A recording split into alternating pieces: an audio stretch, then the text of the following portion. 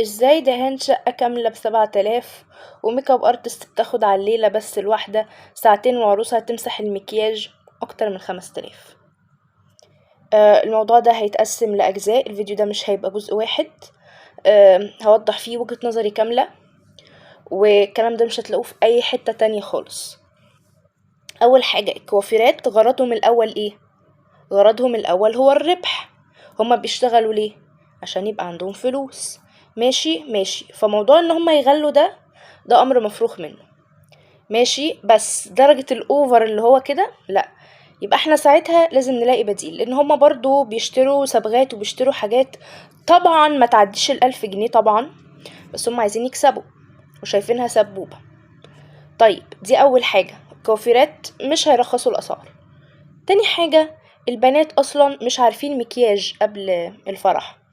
يعني البنات بالذات في المناطق العشوائية والمناطق الفقيرة والحتت يعني المتفرقة في مصر مش بيخلوا البنت تحط مكياج، لان هما شايفينه عيب وشايفينه ضياع فلوس، وهو الاغلب يعني شايفينه ضياع فلوس. فالاحسن ان العروسة قبل الفرح تجيب مكياجها بنفسها.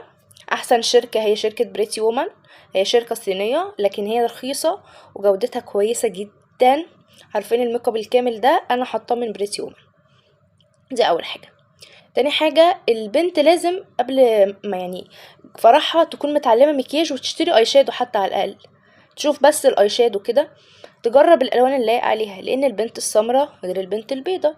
البنت البيضة بيلاقي عليها الوان معينة والبنت السمراء بيلاقي عليها الوان معينة. فاهمين قصدي ايه؟ يعني البنت البيضة بيلاقي عليها اكتر احمر الخدود اللي لونه فاتح اللي لونه بامبي. البنت السمراء بيلاقي عليها الالوان الغامقة اكتر، بيلاقي عليها الرجاجول لونه احمر، الالوان دي. ماشي، فهي كل بنت تجرب انهي مكياج انسب ليها. تالت حاجة، الكوافيرات فاكرين بقى الناس ان هم فاهمين شغلهم وعارفين كل حاجة، والكلام ده مش غلط. هو اللي منتشر دلوقتي حاجة اسمها النودات، الوان النود اللي هي البنيات والحاجات دي. الالوان دي مش بتليق غير على البنات السمراء او البنات اللي لونهم قمحاوي او لونهم خمري، ما يليقش خالص على البنات البيضة.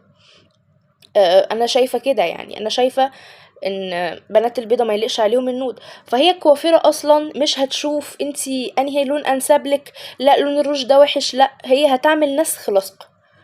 بعدين اللي انصح بيه انك تجيبي علبة مكياج وتجيبي مكياجك بنفسك وتعملي انتي مكياجك في البيت.